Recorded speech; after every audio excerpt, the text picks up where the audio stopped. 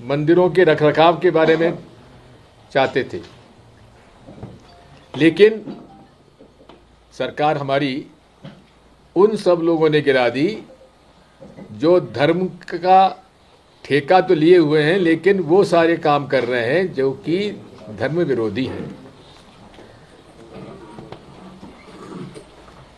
अनेक उदाहरण हमारे सामने ऐसे आए हैं। कल मेरी बात उज्जैन के कुछ पुजारियों से हुई।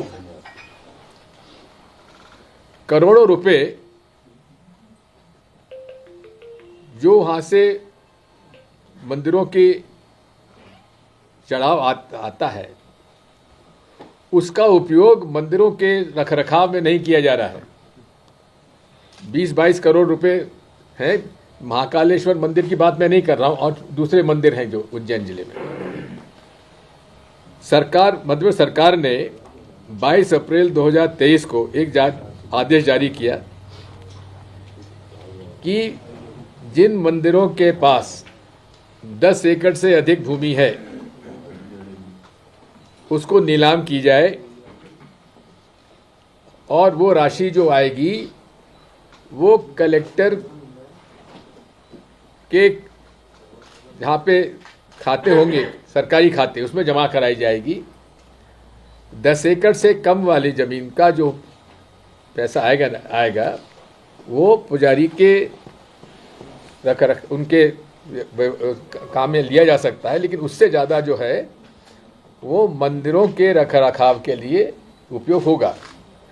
लेकिन वर्षों तक जो मंदिरों के रखरखाव का पैसा कलेक्टर और एसडीएम के खाते में जमा हो जाता है, उस पर कलेक्टर और एसडीएम दस्तखत नहीं करते। ये अनेक शिकायतें मिली।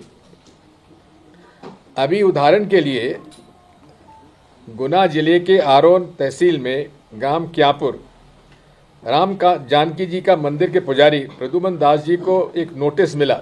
इसकी प्रतिलिपि मेरे पास है। हम संवेद के हमारे वेबसाइट पर उसको मैं लोड कर रहा हूं, वो आप एक्सेस कर लीजिएगा। जिसमें उनको नोटिस ये दिया गया है कि आप तत्काल मंदिर की भूमि को नीलाम करें, और नहीं करेंगे तो आपके खिलाफ कार्रवाई की जाएगी। जब ये कल मेरे पास आए तो मैंने इसके बारे में जानकारी ली। तो एक मध्य प्रदेश पुजारी उत्थान कल्याण समिति है, जिसके अध्यक्ष परम श्रद्धेय मंगल भारती जी हैं। कोटेश्वर धाम है हमारा धार में, उसके वो प्रमुख हैं। उन्होंने मुझे जानकारी दी कि हम लोगों के पिटीशन पर सुप्रीम कोर्ट ने, माननीय उच्चतम न्यायालय ने ये स्पष्ट आदेश दिया है कि ये मंदिर या जमीनें जिसका मालिक मंदिर में स्थापित जो हमारे इष्ट देव हैं, ये उनकी जमीनें हैं, इसको नीलाम नहीं किया जा सकता। यहाँ तक कि उसको लीज पर भी, सालाना लीज पर भी नहीं दिया जा सकता। ये सुप्रीम कोर्ट का ऑर्डर है, जिसका उल्लंघन मध्य प्रदेश सरकार कर रही है। और मध्य प्रदेश पुजारी उत्थान कल्याण समिति ने कंटेम्प्ट ऑफ कोर्ट का पिटीशन भी इंदौर हाई कोर्ट में लगाया हुआ है, जिसको सरकार रोस्टर पे नहीं आने दे रही है। अर्ली हियरिंग के लिए अब उन्होंने जबलपुर में इसका एप्लीकेशन लगाई है। सर्वोच्च न्यायालय ने अपने आदेश दिनांक 6 सितंबर 2021 सिविल अपील 4850/2021 में स्पष्ट कहा है। सर्वोच्च न्यायालय के आदेश के बिंदु क्रमांक 13 में ही बात साफ साफ लिखी हुई है कि देवता के नाम दर्ज भूमि नीलाम नहीं की जा सकती, न ही उसे कलेक्टर के नाम दर्ज किया जा सकता। ये क्लियर कट आदेश है, जिसका उल्लंघन मध्य प्रदेश सरकार कर रही है। और ये वो सरकार है जो अपने आप को धार्मिक भावनाओं से भड़का कर वो यहाँ चुनकर बैठी हुई है। हमको वो अधार्मिक कहते हैं, लेकिन इन पुजारियों से पूछो कि इनके ऊपर क्या बीत रही है। 50,000 से ज़्यादा पुजारी हैं इस प्रदेश में, जिनके पूछो आज क्या हाल है उनके। आज की महंगाई में बच्चे पढ़ाई नहीं कर पा रहे, मंदिरों की रखरखाव नहीं कर पा रहे, उन पर उनके साथ कुठाराघात ये सरकार कर रही है। मंदिरों में सेवा पूजा करने वाले पुजारियों की माफ़ी की ज़मीन कहते हैं, माफ़ी की भूमि, ये उस समय राजे रजवाड़े जो थे और जमींदार जागीरदार थे, वो मंदिरों के निर्माण के साथ साथ उसके रखरखाव के लिए और पुजारी के अपने जीवन यापन करने के लिए मंदिर के नाम ज़मीनें कर दिया करते थे। मंदिरों में सेवा पूजा करने वाले पुजारियों की माफी की नीलामी का निर्णय पूरी तरह असंवैधानिक और अवैध है जो सरकार ने दिया है, और सनातन परंपराओं का अपमान है। यह भूमि सरकारी नहीं बल्कि देवी देवताओं के नाम पर दर्ज है, और पुजारी इसे भगवान की सेवा पूजा, मंदिरों में आयोजित धार्मिक उत्सवों और अपने परिवार के भरण पोषण के लिए उपयोग करते हैं। इसीलिए मंदिर के नाम से जमीन दी जाती थी। इसके बावजूद राज्य सरकार द्वारा नीलामी की प्रक्रिया शुरू करना न्यायालय की अवहेलना है। माननीय प्रदेश उच्च न्यायालय ने भी 11 अक्टूबर 2023 रिट याचिका 20819/2023 में सरकार को सुप्रीम कोर्ट के आदेश का पालन करने के निर्देश दिए हैं। नहीं हो रहा तो हाई कोर्ट ने भी आदेश दिए हैं।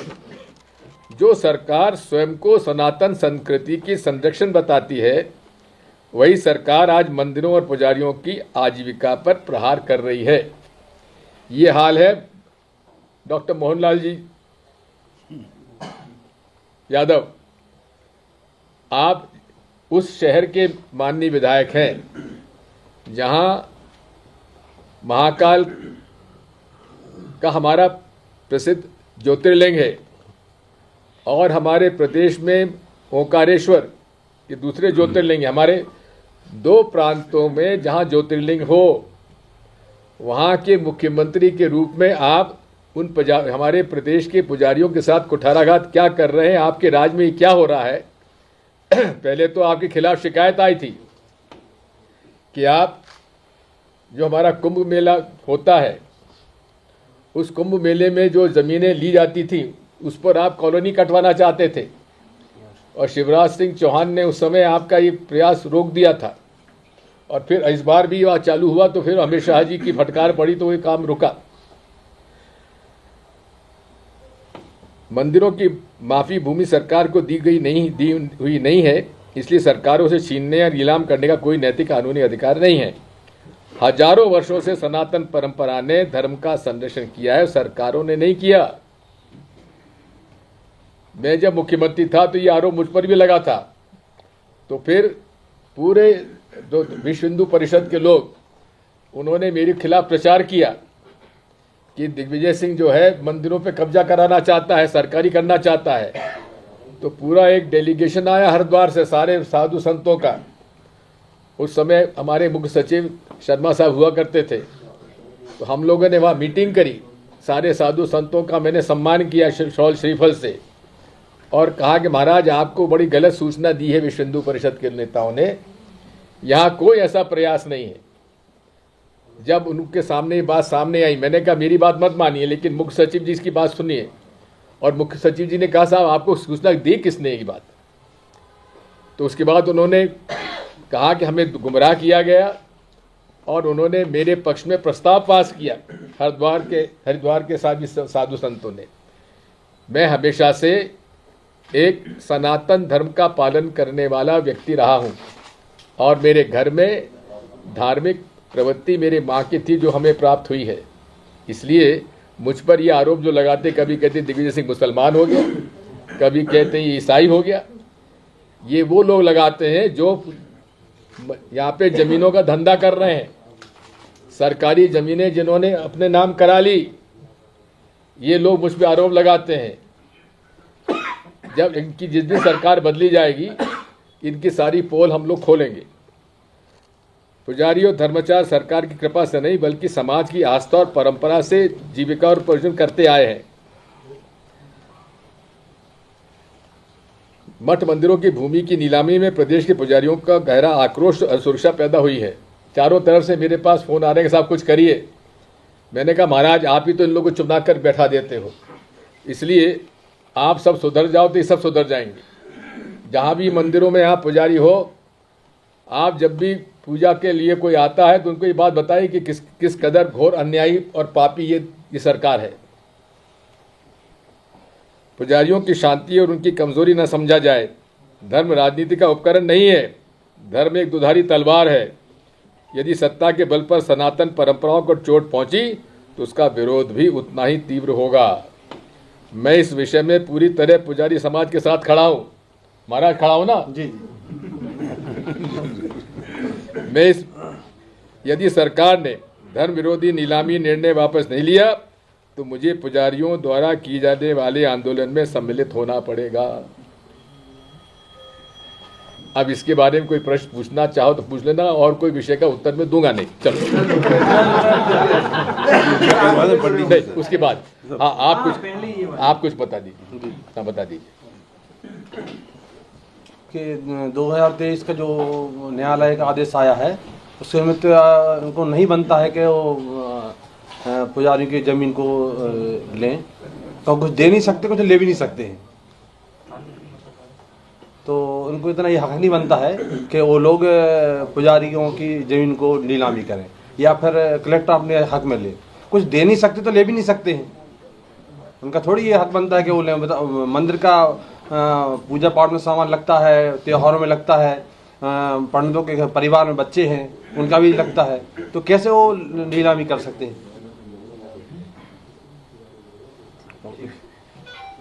सर हाँ। Merry Christmas and a very happy new year. Sir कई जगह तोड़फोड़ हो गई, रायपुर में भी हो गई, यहाँ पर वो ये सब बातें बाद में करेंगे। आज केवल पुजारियों की बात करो। सर एक तरफ प्रधानमंत्री क्रिसमस मना रहे हैं, दूसरी तरफ उन्हीं के राज्यों में सर इस तरीके की घटनाएं जो उसके बारे में कल बात करेंगे, लेकिन आज तो केवल यही है। सर मध्य प्रदेश के सिंगरौली में पेड़ काटे जा रहे हैं 6 लाख सर, उस पर ये मुझे किसी ने बताया है कि मोहन भागवत जी ने इसके खिलाफ स्टेटमेंट दिया है, शायद मैं पता लगा रहा हूँ। सर एक तरफ मध्य प्रदेश में सर शराबबंदी नशा मुक्ति की बातें होती हैं, दूसरी तरफ अब सरकार योजना लाई है कि नया साल है जो कि तो 500 रुपए दीजिए और घर में बार बना लीजिए। तो एक तरफ तो देखिए ऐसा है, माननीय मुख्यमंत्री जी जो है हमारे, ये हर जगह मार्ट खोलना चाहते हैं, तो एक और मार्ट खुल जाएगा और क्या है।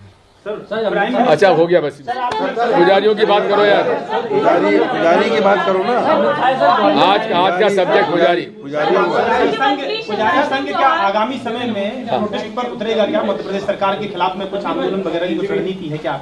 निश्चित तौर पर होगी। ये सुनेंगे तो होगा। ये जिस तरह का आदेश लेके आए, इनका 5 लाख करोड़ का वो है ओवरड्राफ्ट, ये इस तरह की ज़मीनें लेके और जो सूचना आ रही है इसको बेचने की फिराक में है। और ये ज़मीनें कोई सरकार ने नहीं दी, ये परंपरागत राजे रवाड़े थे जो थे उस समय वो ज़मीन मिली है, तो कभी भी नीलाम की बात नहीं आई। लेकिन पहली बार बीजेपी की सरकार ने कहा कि उस ज़मीन को जो 10 एकड़ से ज़्यादा है उसको नीलाम किया जाएगा। भाई क्यों किया जाएगा?